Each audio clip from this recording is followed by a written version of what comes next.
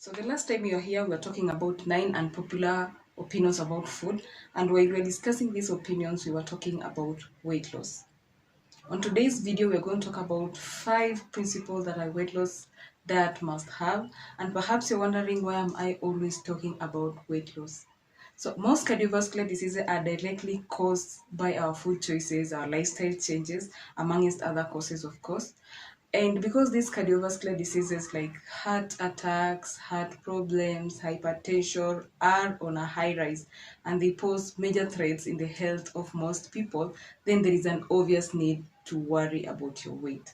So most overweight and obese individuals always get into this weight loss journey, and soon enough they become at mercy of their own demon, the rebound effect. The weight comes back in bigger than ever before, and it's very devastating. So usually there are these defense forces that motivate a weight loss journey. The need for well-being. You just want to be healthy, maintaining a healthy lifestyle. Number two is the need to feel attractive and seductive. There is also this a need to fit into a certain group. You get into the weight loss journey because you want to fit into a certain group. And there is also the fear for illnesses like diabetes. So maybe, just maybe, getting to have some principles in that weight loss diet that you choose, in that weight loss journey that you're starting, can really help you towards achieving the goals that you really desire. Hello and welcome back to my channel. Thank you so much for tuning in. If you're new here, this is a nutrition and lifestyle channel. On this channel, talk about food, talk about nutrition. I give you very easy tips and tricks that can help you maintain a healthy lifestyle. So please consider subscribing and turning on your notification bell so that you don't miss out on the videos that I post. So the very first principle is that you cannot lose fat by eating fat from other sources. Okay, if you're in that weight loss journey, then lipids and fat should be your number one enemy, because eating fat is like eating another animal's fat reserves. Okay, we find fat from most meats like beef, pork. We also use fat and oils to cook our meals. So excessive use of fat and oils when cooking, and also eating these extremely fatty foods like french fries, hot dogs, sausages, can really increase your weight without even you noticing it. So you do not want to eat this fat to the extent that you end up paying with your own life, because of the very high cholesterol levels. The key word here is moderation. You really want to limit the amount of these fatty foods that you're eating, and also the amount of fat that you're using when you're cooking. So the key point here is limit the use of fats and lipids as much as you can, because this is going to help you towards your weight loss very fast. So the second principle is you need to limit your use of simple carbohydrates. Okay, there are these low sugars from whole grains, from the cereals, the grains, from the legumes and starches. This is what we usually recommend. But there are these quick penetrating sugars that are the bad guys here, from the sweets, the biscuits, the cakes. These overprocessed foods usually contain very simple sugars. So the problem here is that when you're taking too much simple sugars, these quick penetrating sugars, you're increasing production of insulin in your body, because obviously when there is too much sugar in your bloodstream, there is an increased need to get the sugar, the glucose from your bloodstream into the cells so that it can be used for energy. So when there is too much sugar in your bloodstream, that means there is increased need for insulin production. And when insulin production goes up, it encourages fat production and fat storage.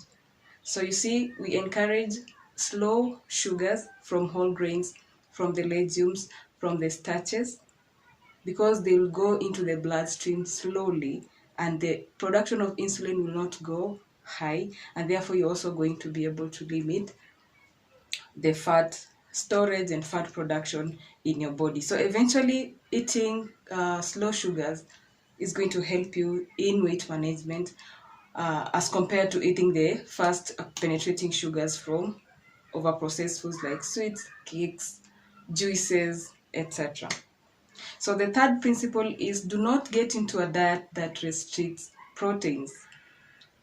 But unless in cases of medical conditions like chronic kidney diseases, where we limit the use of proteins, you really need proteins in your diet, because proteins, as compared to carbohydrates, proteins get digested slowly because of the strong amino acid bonds. They get broken down slowly, and what this means is that you remain satisfied for a long time. That will limit the amount of portion size you're going to eat, also the frequency and the number of times you're going to eat in that day. So proteins are usually more indispensable as compared to carbohydrates, because your body can still get the glucose from the meats, from the proteins, and even from the fat. Okay. Besides, eating proteins will help you lose weight without losing your muscle and skin tone. When you are in this fast weight loss journey and you lose your weight very, very fast, you realize that your skin starts to hang. But when you include proteins in that diet of yours, you're able to maintain your muscle and skin tone. At the same time, you're going to lose weight. Besides, proteins are also important for a radiant skin, healthy hair, and general tissue strength. So you really need to keep proteins in your diet if you want to maintain a good general health.